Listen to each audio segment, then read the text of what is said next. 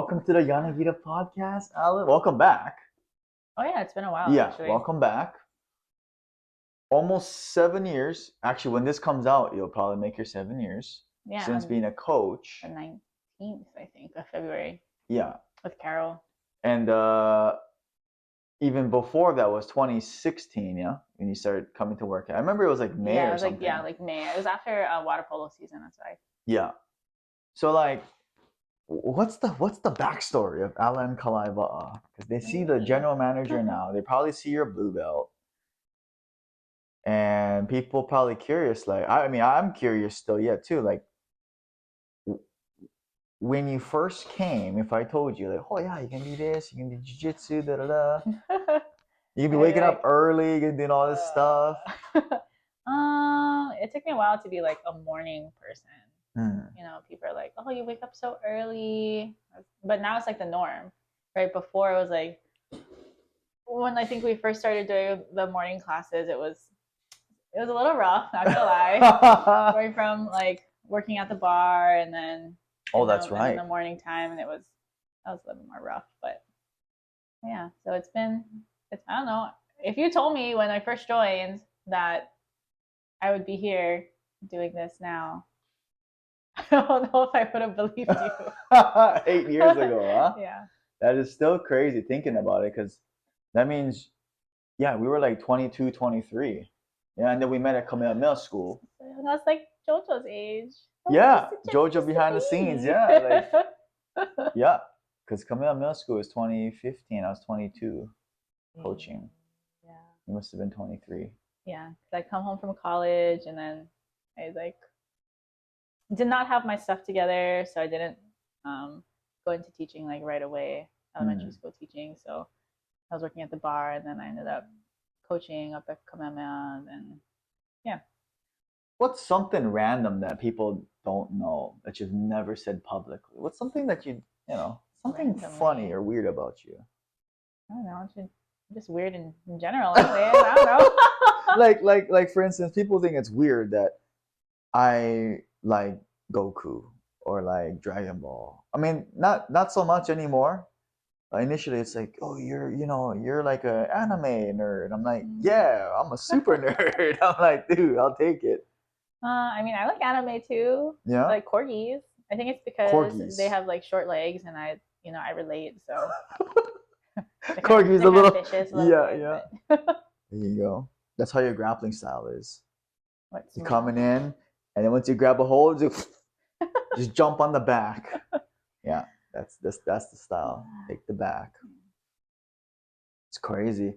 So since jiu-jitsu, even jiu-jitsu journey has been crazy, because it was 2021. We started kind of backyard. Yeah, whenever I was getting ready for my general manager test, and that was like during a time where 21, yeah. Was it 21? Yeah. Okay. And there wasn't even like partner stuff. It was just straight solo Joes, because I was coming off of COVID. Yeah. Like learning how to like shrimp and ab rotation. Oh God, that's right. I was so very frustrated. I wish I still had that video, because I remember telling you, I was like, Allyn, one day we're gonna look at this video and you're gonna think, holy cow, and then you're like, no, I don't think so, and I was like, no, like, I mean, it's just like anything, like coaching for everybody. Oh, I wish I still had that video. At the time, it was hard to imagine, because I was just so bad at it. I mean, yeah, all of us. It's okay to say yes, I know. Yeah, all of us. And like, what were some of the most frustrating parts about white belt? Starting out, first couple years. I think it was like my like spatial reasoning and like my brain, but my body wouldn't quite like connect. Like Rod would always tell me that my hip GPS was broken. Hip GPS. Yeah, because I would try to think about how to make it go one way, but it was actually my body was doing it the opposite. So the opposite. Yeah, so that was kind of hard in the beginning to try to figure out, until it was more like muscle memory for the basic movements. And then I think generally being smaller, I felt like I would get like overpowered a lot. But I feel like that's also helped me be more technical too and not rely on strength, because oftentimes if they're, the people that we train with, they're, 40, 50, 60, sometimes 100 pounds heavier than I am. So it's, I can't always just bench press someone that's 200 pounds off of me. Although I'm getting stronger, so maybe. Yeah, so just relying on more like technical bits to help, which is jiu-jitsu too, right? It's not just brute strength. It's trying to figure out how I can make my small body against somebody that's larger than me. And that's the game. And sometimes I forget too, like that 50 to 100 pound weight difference, because you compete at 109, right? So 109, and just for like a normal, I mean, well, I don't know what normal is, but just say a normal 170, 80 pound guy, that's 60 to 70 pound advantage. And that's like for me and Jojo, right? Jojo would be like regularly rolling with 250s. Some big guys, bro. Like that, if that was our norm, if that was our norm. Never mind if someone weighs 200 pounds, then to us that's like 250. That's crazy, and that's like the norm, And so it makes sense why people would say, even my professors would say, like, they gotta be more technical if you're smaller. I mean, you see it in like other realms too, like Muay Thai and stuff too, where you cannot just like go for like KO overhand, went straight down the pipe or whatever. It's a lot more like movement, technician. So that makes sense. Yeah, but it's cool. I mean, I enjoy it. Yeah. A lot, and I think maybe I was more like in college and stuff. I wanted to do like a martial art, but then I wasn't. There wasn't really much like around me at the time when I was up in Spokane, and I also didn't take the time to like go search too, right? And then coming home, I was like, well, I don't really like know anybody that does it, and then when that I was comfortable going to, I guess, and then when you had brought it up, how many ever years ago now? 3 years? 3 years. 3 years ago. I was like, oh, all right, cool. Like, this is a cool opportunity to be able to like learn from someone I trust.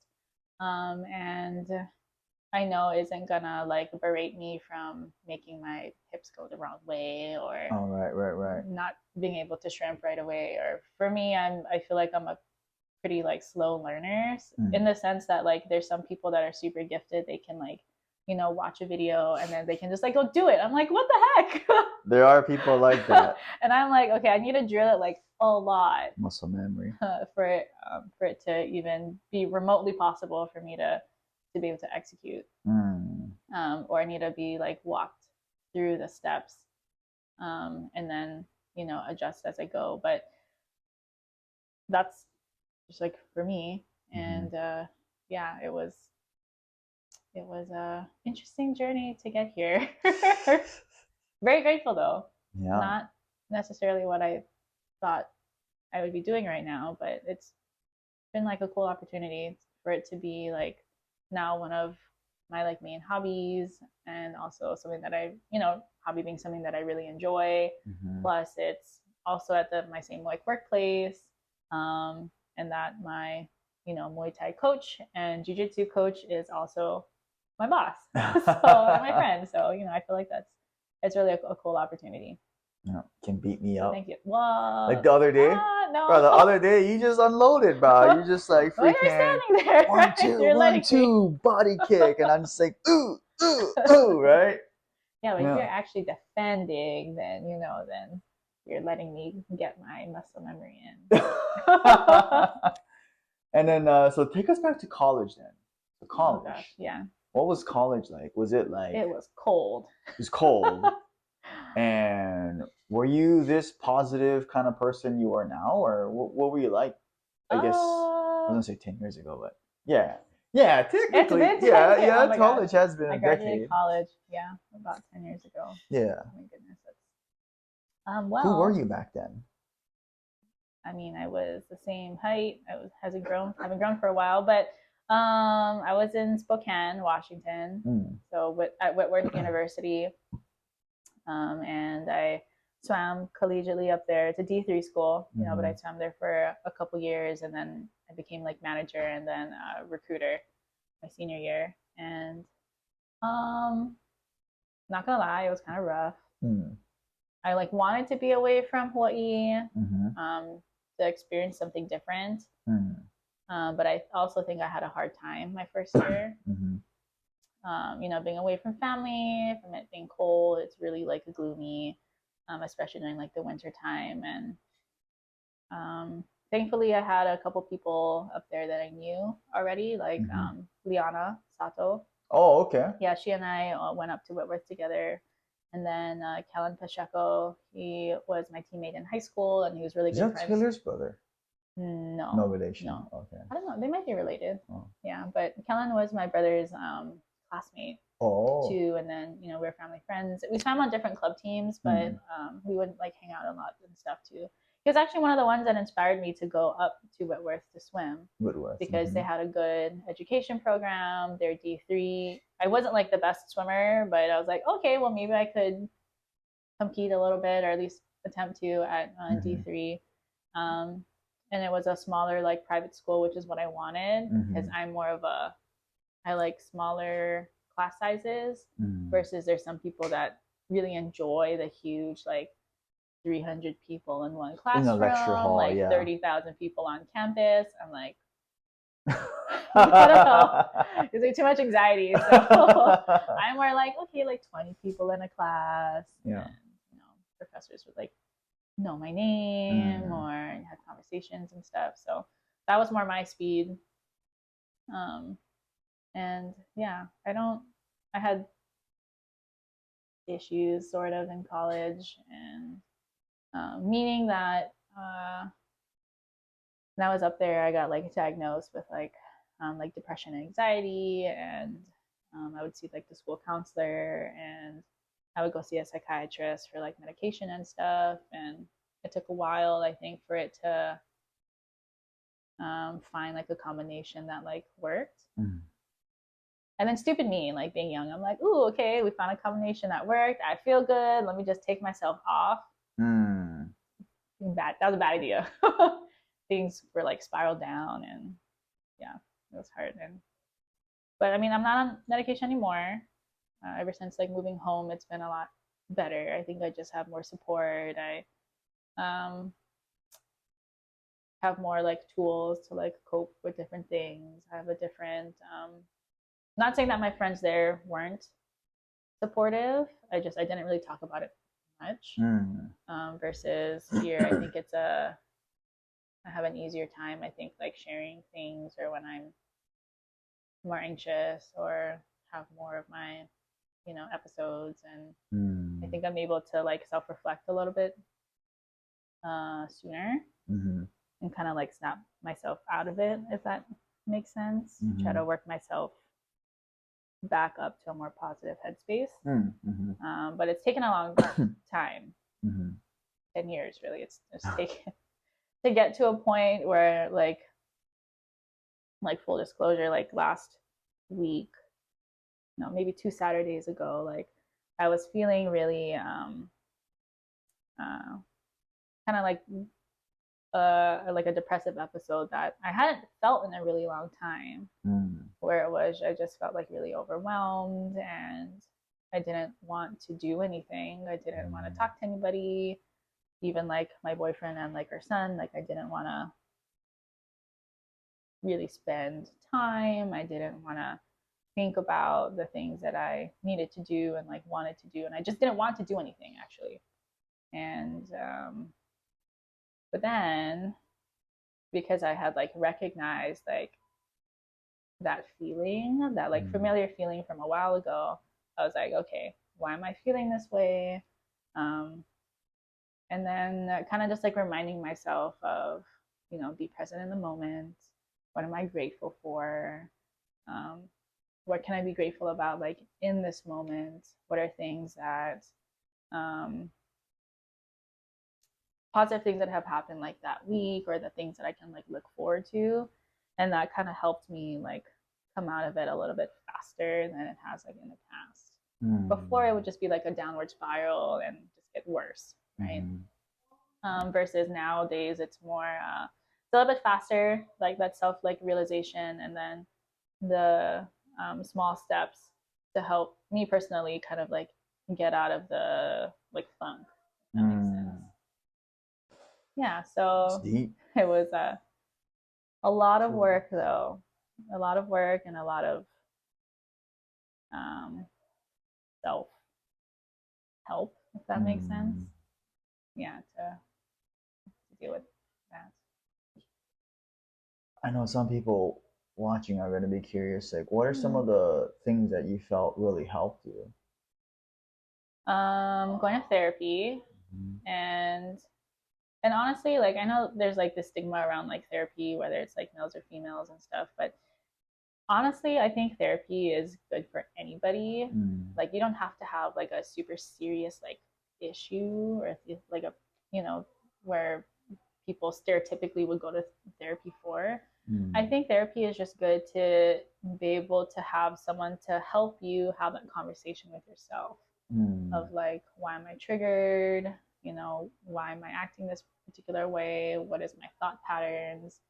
Because it's almost like somebody that doesn't know they're an addict, let's say, you know, that they're like, wait, this is affecting all of these different people in my life, or it's kind of like admitting, well, not admitting, but realizing that, okay, here's like an issue, whether how small or big it is, and what is it affecting, but also not just pointing it out, being that problem spotter. It's also like, okay, what are some tools that I can try? Because not every tool that they give you in therapy is necessarily going to be the best, right? But because they can offer different tools and strategies to try, then it's kind of like figuring out, okay, what works best for myself, right? Just like there's different like exercise and like fitness modalities, right? You know, of what we do, of like group fitness and like personal training, the jiu-jitsu side. And then there's other people that are more like into yoga because that's what best helps them. There's some people that are more into like powerlifting because that's what that's like their goals and what they want to do and works best for them. And nothing's wrong with any of those ones, right? Just like with therapy, there's different strategies that may work for one person but doesn't quite work as effective for me. So it's just going through that a lot to try to figure out what works for me. And I think also having a supportive partner has helped a lot too. And a supportive like inner circle group of friends to have those really like candid conversations with, that they're not gonna baby me, but at the same time I know that they're not harsh about it either. If that makes sense. Right? Because if it's too harsh, then our typical reaction is to be really defensive. Yeah, put up a wall. Yeah. You know, people are like, oh, give it to me direct, but no one really likes direct feedback because it doesn't feel good inside. So yeah, and then having a supportive partner, being able to have like the conversations with each other, to kind of work through things together and being really like understanding. We have very different communication styles, or not communication styles, but different ways of like, yeah, I guess like working through like arguments or disagreements, and what else, kind of like compromising on how we communicate, when we communicate. For example, if we are in a disagreement, he's the type to, he claims that he's like overthinks a lot and he wants to talk about it right away, which I totally get, right? Because you want to like figure out, don't want to just like be in your head and have those negative like train thoughts for a long period of time. And then for me, my typical coping before was to just give silent treatment and kind of like put up a wall, because I would have these conversations in my head because they weren't the nicest things, so I didn't want to say them out of like impulse, and then I can't take it back, right? but I also can't give someone silent treatment for days on end because it's not going to be very helpful anyways. So anyways, we really compromise in the sense of like, and this was a strategy from my therapist too, of basically kind of setting like a time limit. Like, okay, I need like 10 minutes to like cool down, set a timer for 10 minutes. It gives me the mental bit that, okay, I have 10 minutes to work through this in my head, ready to go. And then it gives him, okay, we're going to talk about it in 10 minutes. I'm not going to need to like wait and figure out when am I going to talk about it.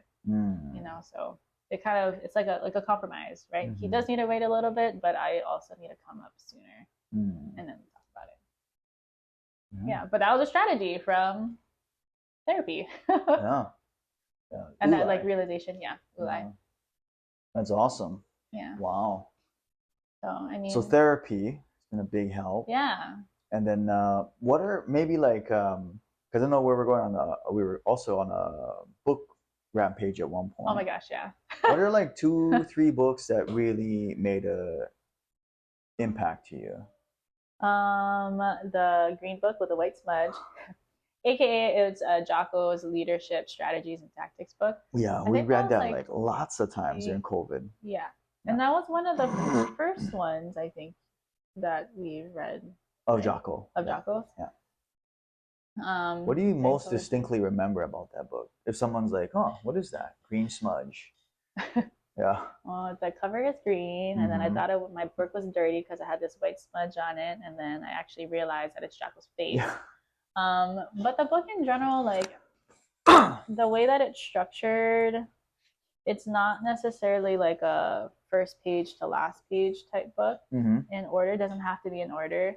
You can look at the table of contents and see, okay, this is kind of what I'm working through right now with either personal relationship or at work or whatever. And I think that has helped a lot to be able to kind of like refer back to certain bits, like I think of one, changing the boat crew, the boat crew leader. The boat crew, yeah, right. And just that like being a leader is not the easiest thing, but it can be very rewarding, and people, I feel like, have such a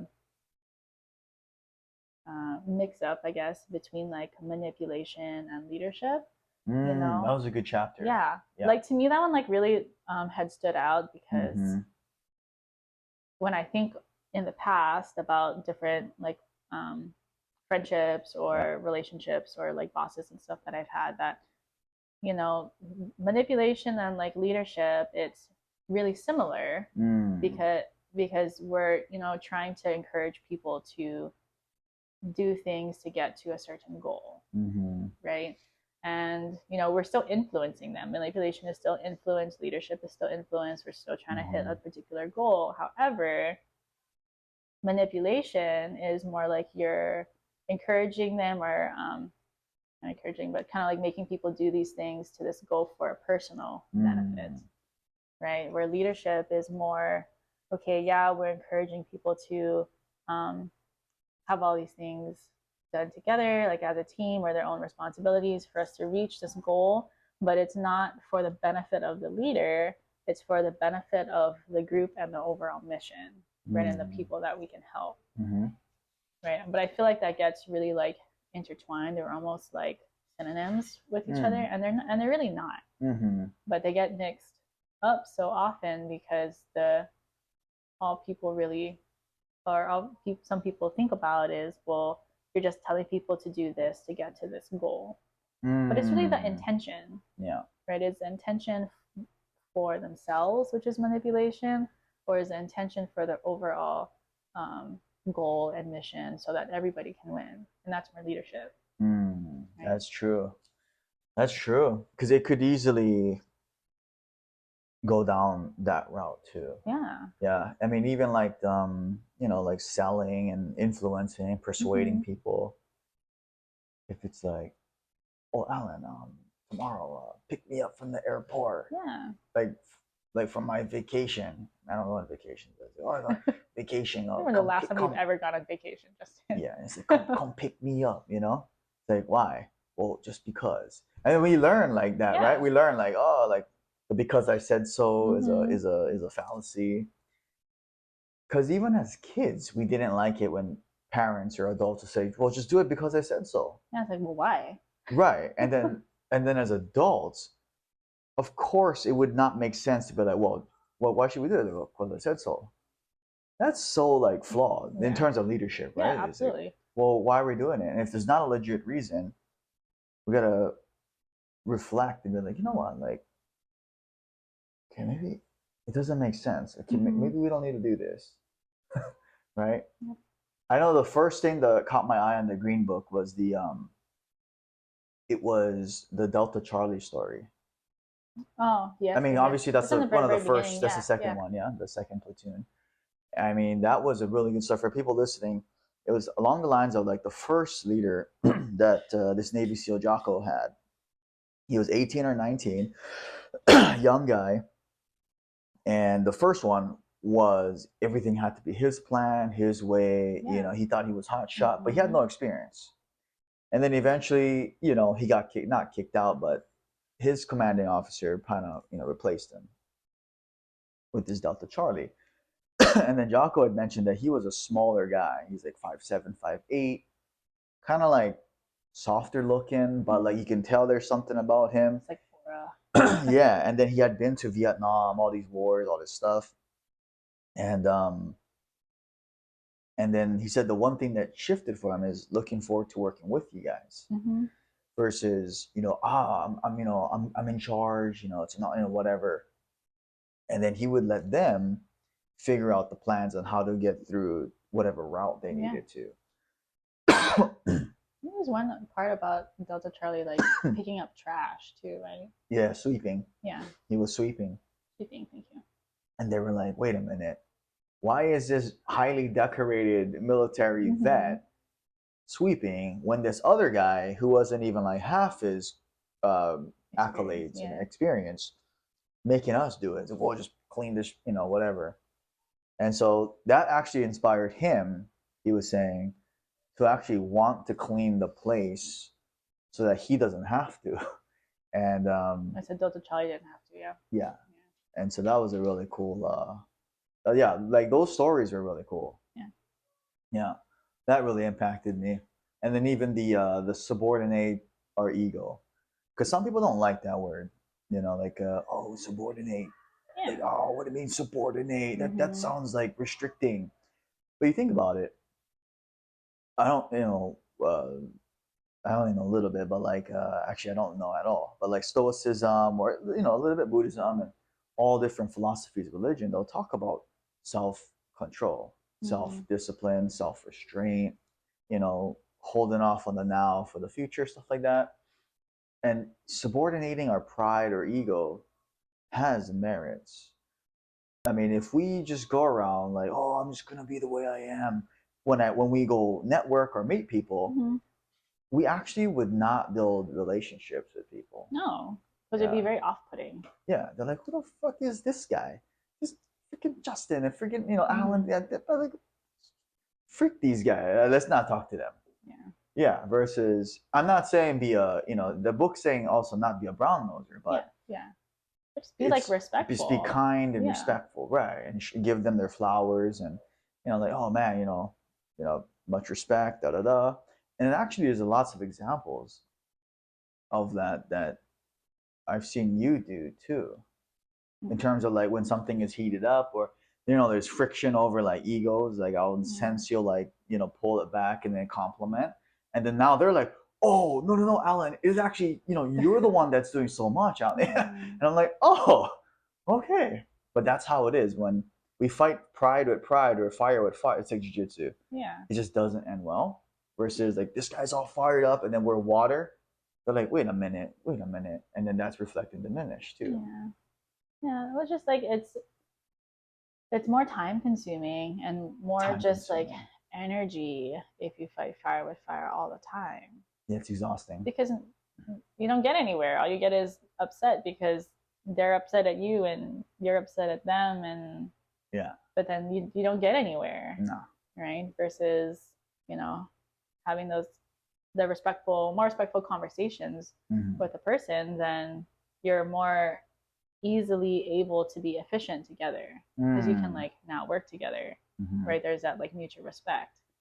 Versus if you're just getting a screaming match with somebody, the bridge is burned, and then what? Nothing. You're still back at zero. Yeah. Nothing productive is done. Yeah, all you did was waste time and get your pennies in a bunch. You know? And then our pride feels good, but for what? Yeah, that's a good point.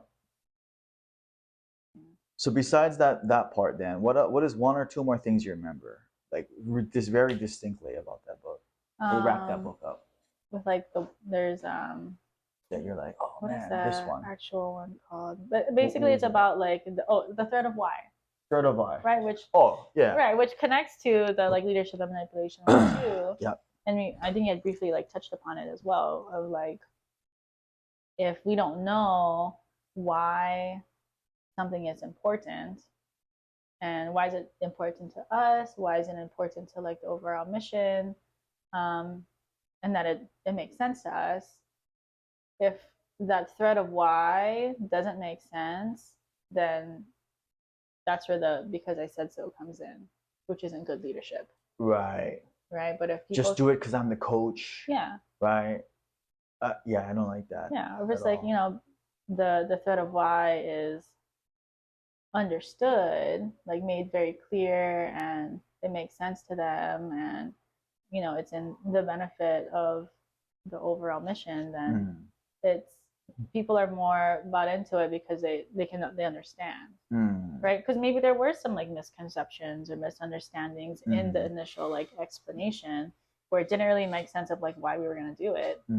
But then if we can take if we front load the time to explain the why, then the efficiency, and then it's more efficient later because everyone's on the same page, versus saying because I said so, but then people might drag their feet or not do the opposite, in fact, of what you want to be done because I said so, but then they're doing the opposite out of spite.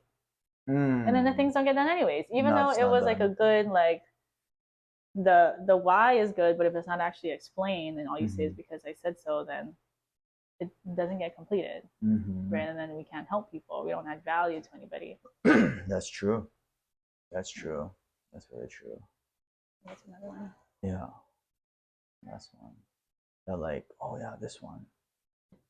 Because we've had a lot of book clubs with our team and just us, right? Yeah. I still remember calling after the last Zoom classes, and I remember I was like, do you remember that conversation? I was like, Allyn, we're never going to get this opportunity again. Yeah. You remember that, right? Yeah. It was 9 p.m. Because I was on a Thursday. Virtual. Yeah, it was on a Zoom.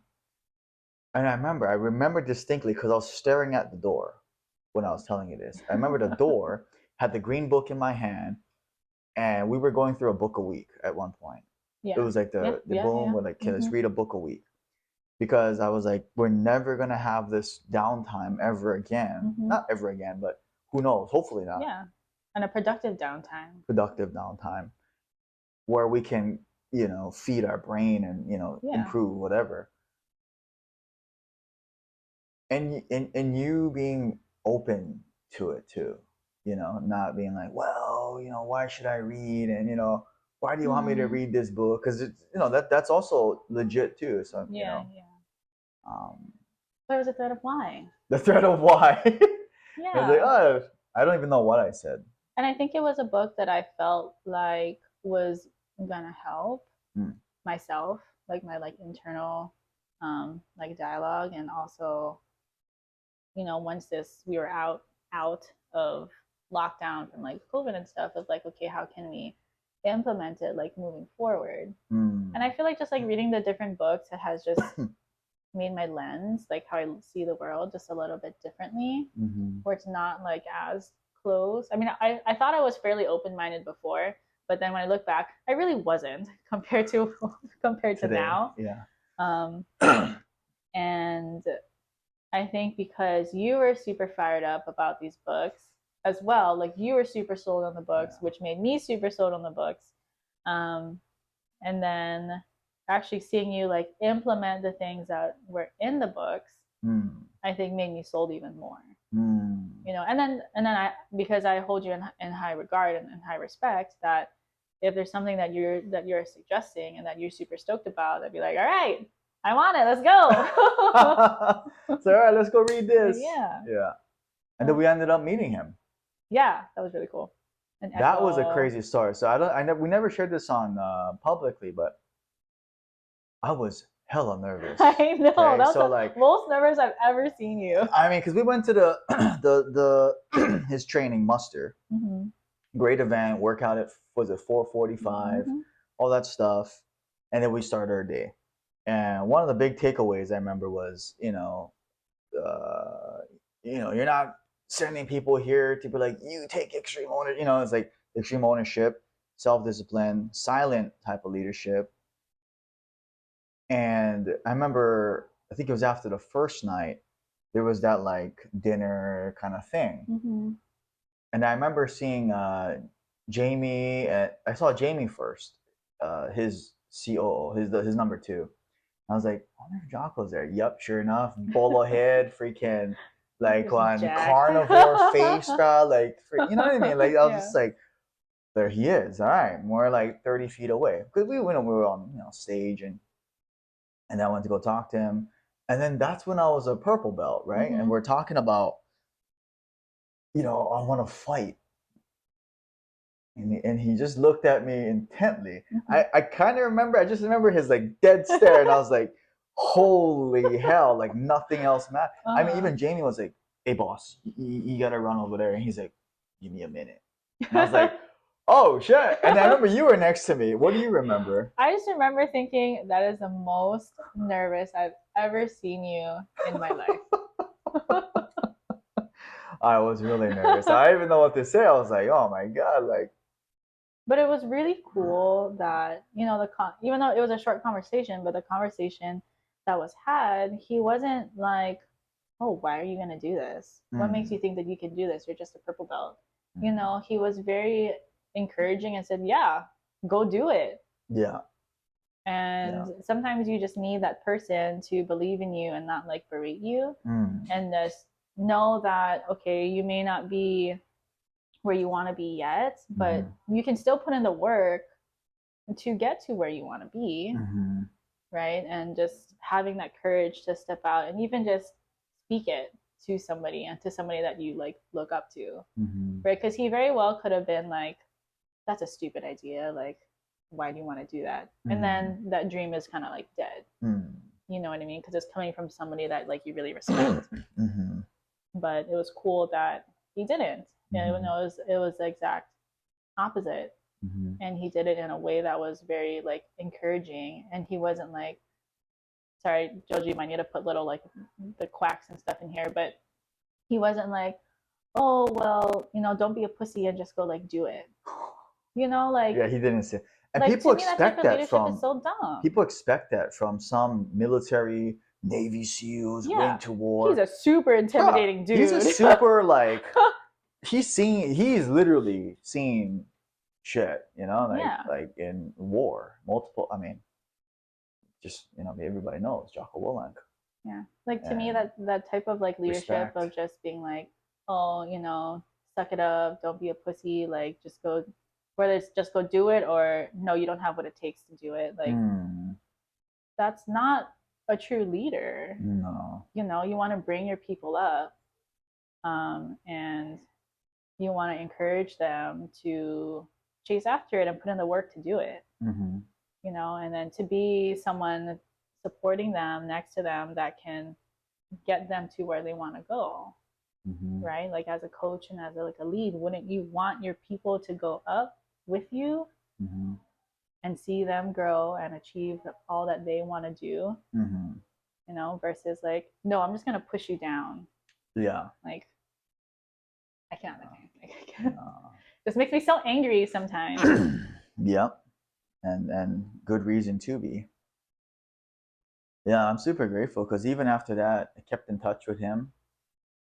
on the EF calls. Yeah. Because Yeah. during COVID, they had he would be on the Zoom every Monday at minimum, and so I was like, oh, let me ask a question. You know, let me talk to him. I remember specifically asking one time about, do you think I should start teaching? I'm only a purple belt. You know, I've only been training for 9 years, and but I'm just a purple belt. And then kind of similar, he's like, dude, like, you know what you can and can't do. You know, what you don't know. As long as as long as you're honest about what you don't know at purple belt, and you lead with that, I think people learning for the first time can benefit from a purple belt. And I was like, oh, okay, well, and then we started from the Craigslist mats. Yeah, a few years ago. So yeah, it's been interesting journey, and also testament too, because if you didn't start, I knew if you didn't start, then a lot of the rest of the team wouldn't start. This was like years ago with the shrimps and stuff, because it is pretty challenging, because then it breaks the limiting beliefs too, of like, oh, you gotta be, bigger frame, not bigger frame, but like comparatively to some of our coaches, right? And then they see a female and a small female, doing it. It's like, oh, shoot, inspired now. It's like, oh, maybe I can too. And now we have more females doing it. So, and then competition, obviously, same thing. Competing, doing it, Triple Crown, Nagas, all that stuff, and then being bumped up to expert and winning, and all the ups and downs, and then still moving forward. That's inspiring too, right? Because if it's just win, win, win, win, win, it's like, oh yeah, win, win, win. But when it's up and down, it's like, oh, they're still going, and regardless of some, you win up or down, and that's also inspiring too. Yeah, it was so scary I mean, honestly, for me, every time that we compete is really nerve-wracking. But for me, I feel like I'm the type to not necessarily do it for myself, which I know some people are going to give me, you should do things for yourself. Okay, yeah, I understand that. But for me to take that first step, I need my thread of why needs to connect to other people. So I think knowing that, okay, yeah, it's really scary. I'm really fearful. I have a lot of anxiety, going to the competition. I don't feel super confident. It's been a few months at that point, 6 months or so, since we actually started live rolling. And it's kind of crazy you think about it. And then getting bumped up from novice to beginner because there wasn't anyone in my weight class, and then bumping me up in the weight class up. That for me, knowing, okay, whether I win or lose, it's okay. It's the first step. Hopefully this will show other women, and guys too, but more so I was thinking about the women on our team, and friends and stuff that we knew, okay,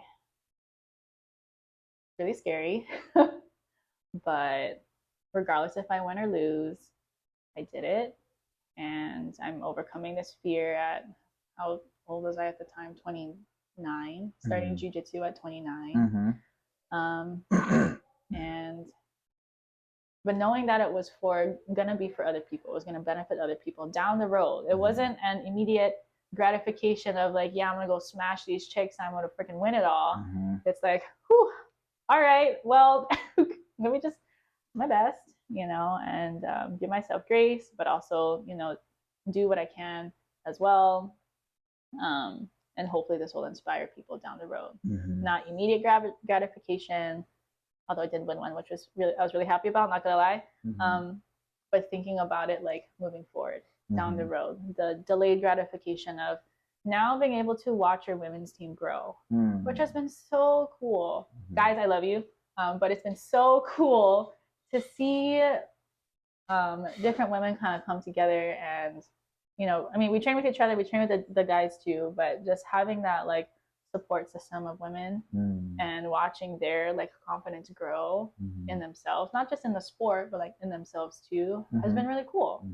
You know, like Alana's kicking butt. There's like Casey Hill's gaining more confidence in it too. There's Christina and Caroline. There's Chrisanne. You know, there's so many people that they may not have started if you didn't give us this opportunity to come together and have a safe space for us to come and train and not feel like we're gonna get smashed and like break our arm every time we come. You know what I mean? Like you have created this space to let us just kind of like be and learn and feel safe doing it, and giving us permission to kind of like let out that more assertive side of us too, if that makes sense. And then just the guys that we train with too, you know, like the guys that we train with, they're not like pervy or anything. I mean, sometimes you guys like say such things to each other, but they're not like pervy to us. Yeah, and they're like really supportive, and they generally, you know, they know how to not be like a dead fish, because that's not very helpful as like a training partner either. Right. But they don't need to like assert their dominance on a woman and just, you know, smash all the time when they have 80 pounds on us. Right. It doesn't help either party. Yeah, it doesn't. So yeah, so you've like, to me, you've created this like culture where we don't need to go 100% all the time. We're able to like play and like flow roll and find what is fun for us. And things are like, oh, if I get the opportunity to flow roll or play and like try this like wonky thing, oh, I actually really like this.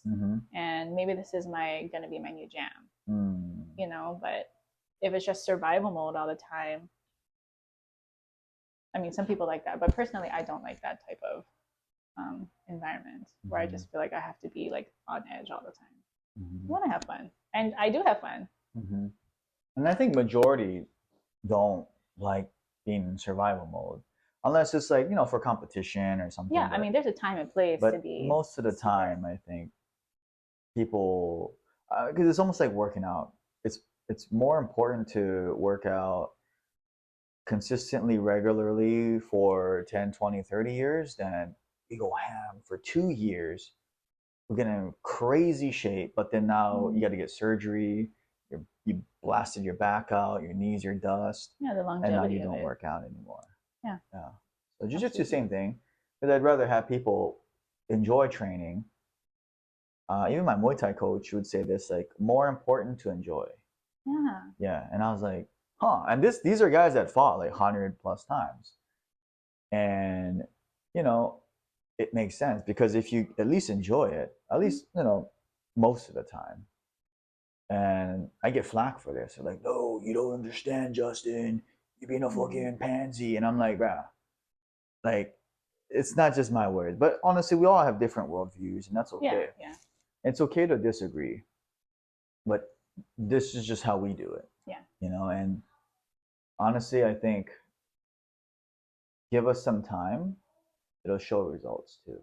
Because people end up being more technical when you're playing, you're trying new stuff. Because logically, if we're only doing stuff that we're good at in survival mode, like let's just say somebody has a good collar choke and an arm bar. When they go against somebody around their skill level, that's all they're going to be able to do and focus on. Collar choke and arm bar. Now, if it's someone even better than them and that person is always smashing, all they're getting better is at defense. Now, if they're going with somebody a little bit less skilled and, you know, they're practicing technique, now they can try, my I don't know, kimura or triangle choke isn't as good as my collar choke and arm bar. So let me test it on this person who's a little bit less experienced than me. And let's try to sharpen up the other things. Yeah. So, yeah. Be more like versatile. Yeah, versatile. When like you want to come and train when it's fun. Yeah. And you typically get less injuries, so you can actually train more. Yes. Because you're not taking, you know, a week or 2 weeks or a month off because you hurt something again. Yeah. You know, things do still happen, you know, but it's not so constant of the injuries and needing to take time off. And or if you're like, well, just suck it up and you continue to train with a really serious injury, you're just going to make it worse for yourself 30 years from now. Yeah, exactly. So, you know, I personally like our environment. Yeah, because it's fun. And the people that we train with are fun. You know, Ty's very like quick and he's very like spinny. Does his like cartwheel moves and stuff. And you know, I know Jojo gives me chants and stuff. But he's just smiling, nodding his head in the back. You know, he lets me work, and I just see on his back all the time. Yeah, you just somehow like arm drag or you figure something out to get to the back, and I'm like, oh, he just teleported to his back. You're just backpacking him. No, Jojo, you know, he lets me work my attacks and stuff, and like, you know, that he's like practicing like defense and stuff. So it's cool. That's why also he's good too, and that's what all of you guys, because when you guys roll with lower belts, or you know, white, you know, just anybody starting out, you'll let them work their offense, so then your defense gets better sometimes, right? And then you can vice versa too. Yeah, because when your defense gets better, then you go against someone that's a higher belt. At least you have a little bit more confidence that you can defend and not die. Yeah, not be submitted. Yeah, because that's also huge. Because then that's the old school thought process. Like your defense is the foundation to build a good offense. Because if you know you're not going to get submitted, and you've been in bad situations, you've been in like, you know, positional sparring with like a arm triangle, like a, you know, whatever submission, locked in, and you get out. When you go into competition, it's like, oh, okay, I can have that confidence because it's already happened, and then go on offense. Yeah. I think that's what was my style in the beginning, was very like defensive. But I feel like, because you know, there's some people that they're naturally just more aggressive or assertive, and they're more on the attack from the get-go. True personality. Yeah, my personality is more like defense, survive, how can I get out, escape. But I feel like once I kind of learned that, okay, I don't need to like panic in certain situations, I'm actually pretty safe, then it built more confidence to try to attack more. Yeah, so like when we first started rolling, Kai Nonaka, I remember Kai. I had really admired her for being more aggressive from like the get-go. So I was like, oh yeah, she was feisty. I want more of that. Like, how can I bring that out more in me? That's right. So that was really cool. And then, you know, Alana's the same way. Like, Alana kind of remind me, they're really similar in that sense of where they're super like, attack. They're aggressive they're very confident in their attacks from the get-go. Whereas I was more the opposite side. So trying to get more confident on my defense first. But yeah, so I really admire the parts that I have a hard time with, you know, like bringing it out from the start. But then I feel like because I was more defensive, it gave me the opportunity to be more technical from the beginning. I agree, because you're constantly analyzing and trying to like figure stuff out, which is also why too. It's like, oh, how did this happen? How did that happen? How could I not let that happen again? Yeah. And that's also why the gym is going the way it is too. You know, it's like, okay, like we got this going on, we got 9 projects going on. Yeah. And like one of the questions that people are curious about too is, over time, how has our I guess work and just relationship in general evolved? I didn't evolve. Well, it started from Kamehameha school, right? Initially. Yeah, well, but I didn't really. Before that, maybe you remember me from Kamehameha before, but I feel like my first like memory of you was at our friend Blake's mom's funeral. That's right.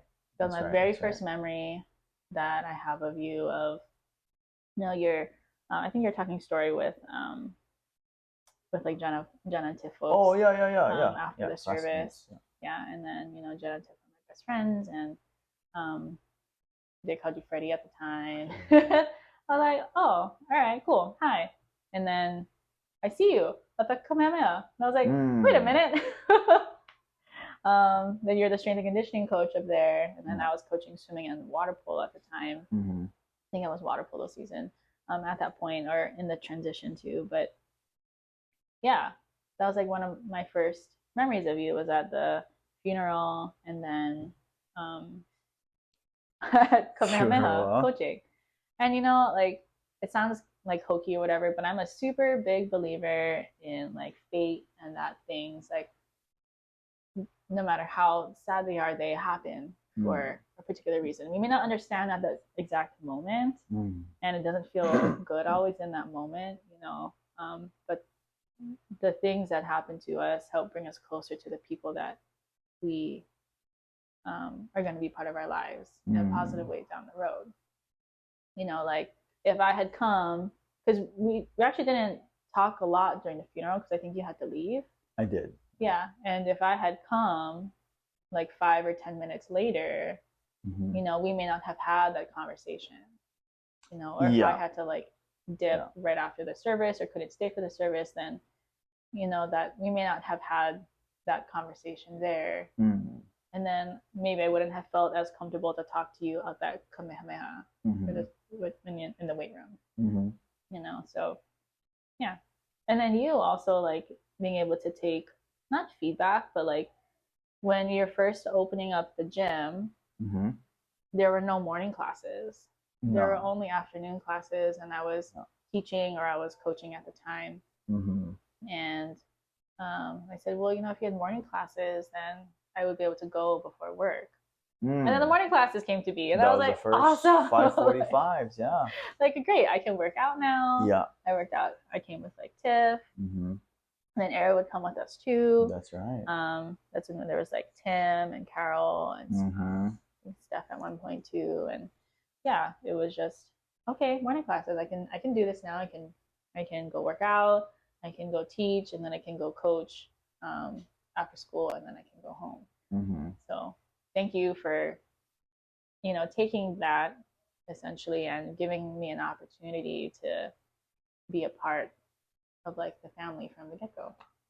Well, thank you for coming, because after you came, you started bringing a lot of people. You know, your mom, Auntie Judy, Tiff came, you know, Ariel, and then other people were coming by too. Yeah. And it's funny because my first recollection is you doing box squats with the athletes, or not box jumps, the jump, and I was like, is that the coach or is that a student? Right? I was like 22 at the time. Yeah. We're like JoJo's age, and so I was like, oh, what are they doing? And then I was like, oh, because I saw Kevin O'Brien. Oh, I love Bo Breezy. Yeah, and then I was like, oh, so, you know, swim coach, and yeah, so that was my first recollection. You literally jump in it was on the box, off the box, on the box, off the box, yeah? Yeah, we would do the small boxes, and then there would be the taller boxes. Yeah. And like, to me, I mean, granted, you know, I was younger and, you know, coming off of like swimming and stuff, but to me, like, coaching the athletes up there, it was the I do, we do, you do type, you know, and like, okay, we do this hard thing together. You know, the stereotypical, you know, swimmers on land are a lot clumsier, or they don't like to do land stuff. Yeah. Because we're more comfortable in the water.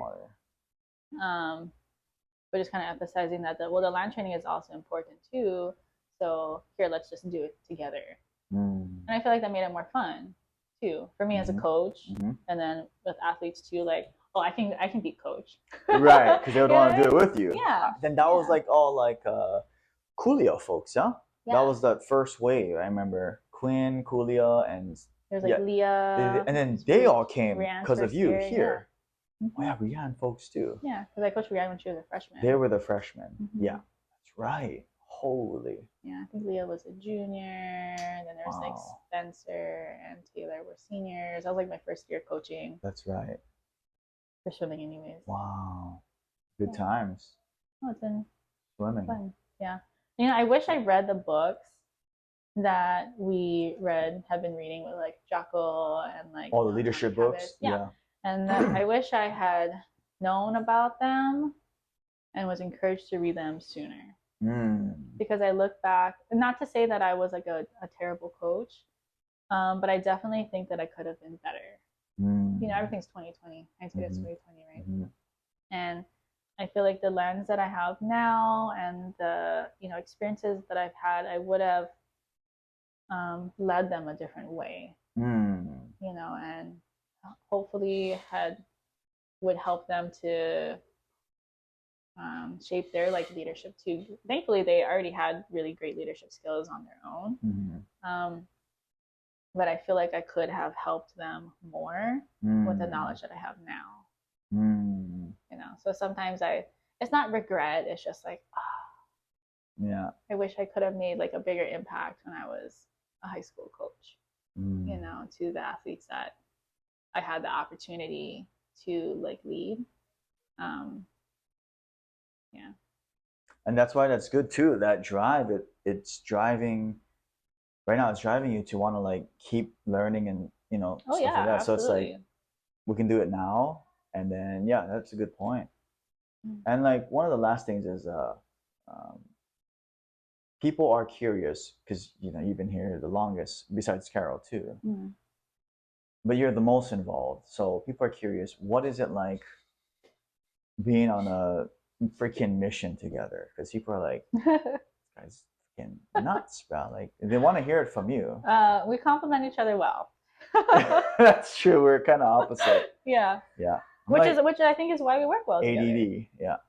You know, like you're the mission, the vision, the creative, the 10-year goal, and big goals that that we can hit for the gym. You know, you can visualize all that, you know, and the belief that we are going to get there.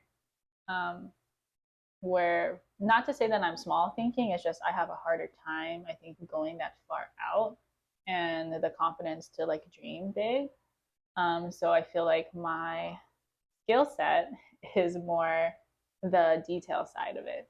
Like you have the goal and the vision. I'm like, all right, how are we gonna execute this thing that we committed to that's in like next week? Yes. Like we got to figure this out. There's urgency, like yeah. So I like numbers, like I like logistics, I like figuring out the detail sides, and you're very good on the creative, big vision, mission side, which I feel like is why we work well together. What's an example for people like they're like, okay, that sounds good.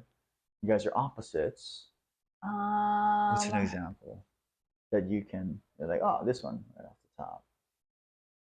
Well, I mean, I guess the one that comes top of mind because you're doing it right now is like our Japan trip. Right. Right, in the summertime. Of like, okay, how do we take the team? How do we take our members? Yeah, how do we take the team? How do we take the members? You know, what are we gonna do? How many people can we bring? I've never done a retreat before, but I'm gonna figure it out. Yeah. You know, but then you having the like, we can help so many people. We can provide that like cultural aspect too, and make the connection to, you know, us as Yanagida, you know, Yanagida Jiu-Jitsu and Fitness, and like where our like Kumon comes from, and learning that like deeper bits of it, and being able to connect to like our sensei, Sensei Nakai, you know, to give people that opportunity too, and also the fitness side. And it's just, you know, I'm like, okay, how are we gonna figure this out? You know, we will figure this out together. Yeah. And not alone, of course. Yeah. You know, like Jojo, Alana, you know, our team, they're all a part of it in some way, shape, or form. So it's not like I'm trying to do everything like by myself, which is a habit that I've had to, you know, break when I first started. But yeah, so there's that. Yeah, lots of urgency for people curious. Yeah, there's like deadlines and excitement, and then Never a dull moment. Yeah. Or even like the first trip for our fighters. Oh, last year, yeah. Yeah. That was like pretty big too. Okay, this is the goal. This is where they're going. Now, how do we get our boys there? Mm. You know. And then we did a multi-city because we were in LA too. Yeah. Yeah, like, and that's what I mean, like sequencing the LA trip for the gym, and then like the fitness side, and then I went to Stockton for the 209 beatdown for MMA fighters, and it's it all worked out in that sense instead of like time in terms of like timing wise. Yeah. And then planning out the logistics and stuff for that too, of course, was kind of like anxiety ridden for me, but I also enjoy all the data stuff too. Like as much as it feels overwhelming sometimes, it also feels good to have it like set. Yeah. And honestly, that's why, like, without you and your personality and your mentality and how you do things, the gym and all of us wouldn't be here or the way it is now, for sure. It'd be like way further behind. Because the direct example, like all these projects and things that we've done wouldn't have happened the way it did. Like just like not even just the fight or whatever, but like all of our other, let's just start with like the really easy ones to remember, is all of our, like, even Oahu trips and all that. I remember that one where the schedule was just kind of crazy. That's literally what just came to my brain. And then we figured it out, right? Yeah. But not only the trips, but also Zoom 8-week challenge, figuring out, how are we going to deliver that? Emailing people, Scipio, how do we text people, call people, video them? What do we do? How do we reopen safely so that they want to come back? Are we going to have, different pods? I mean, then that's just the last, like, little bit, 2-3 years, right? Or maybe 4 years, 2020 now, but. And then even before that, with the whole coaches and coaching classes and having that mindset of like, yeah, we'll figure it out somehow, like, and then also really dedicating to improving habits, actions, all that stuff. Honestly, I'm really humbled and admire that too, because, without that, we wouldn't have a gym. And that's why I tell you behind the scenes too, like, I pretty much give you most of the credit. I mean, I don't know, everybody has their parts too, but in the sense of like leading, especially like when I'm gone, right? Because they look at you when I'm gone. And there were times I was gone for like 2 months to fight. And, they're looking at you like, can you explain why? Can you, the threat of why, Allyn? Can you explain to me why we're doing what we're doing? Can you do this? Not throw any under the bus, taking ownership. You have self-discipline, you have self-control, you're subordinating your pride and all this stuff, and so that the team wins and that the members win and then our community wins. So, yeah, thank you. Thank you. You gave me this opportunity. Anything you want to end off with? Something that came to mind earlier. Yeah. No, we get that a lot, yeah. Yeah. Something comes to mind and I forgot about it because all the mental tabs in my brain that I don't close all the time. Yeah. I know. Yeah, I think just, being here, I've met some really cool people, and have made really awesome friendships with, and it's really amazing to see the progress that like people have made over a couple months, over like years. Like my mom, like she started a little bit after me. Like had brought her.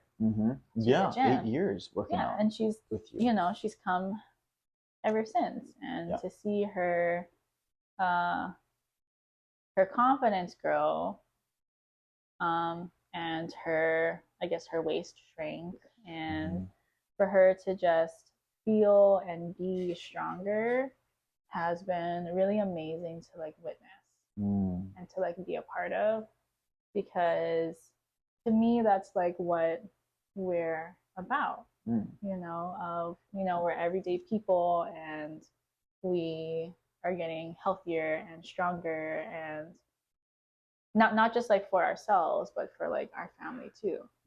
Like I have pretty good confidence that, granted, she says she like still snacks a lot and stuff too, but because of how she like works out and stuff too, I have more confidence that she is going to live a long time. I get to spend that time with her for a longer period of time because she is taking care of her health. And I'm not as like worried about her having like diabetes or need to take a lot of medication for like high blood pressure or have a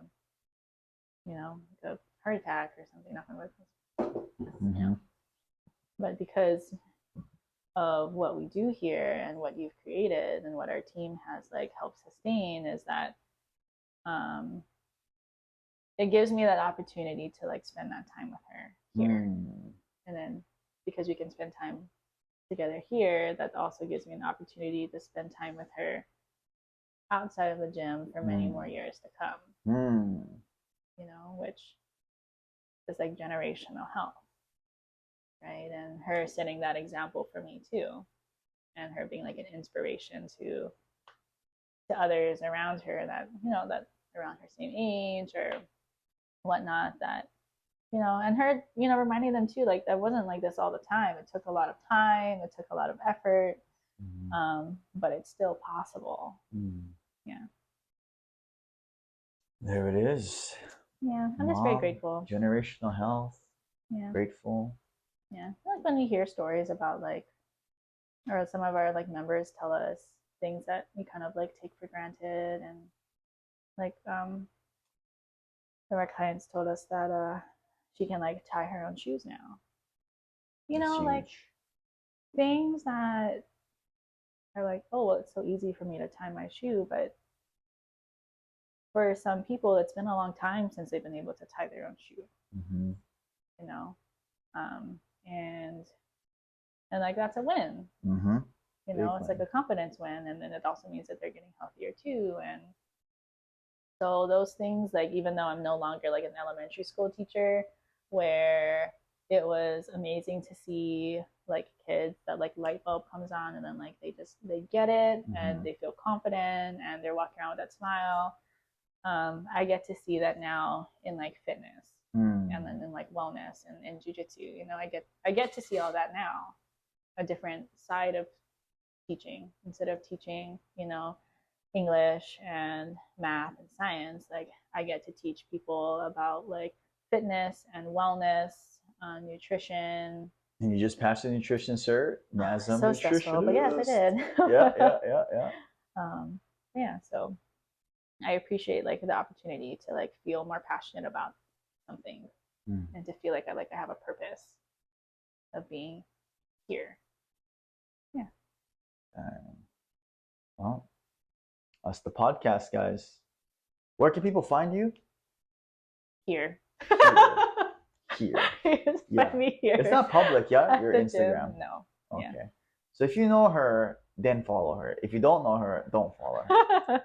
Yeah. Just find me here. Or just come to the gym. Come to the gym. Yeah. All right. Well, thank you guys for coming, tuning in, subscribe, and let us know what you think about Allyn and her story. Yeah. All right, Allyn. Thank you very much. Thank you. Thank you.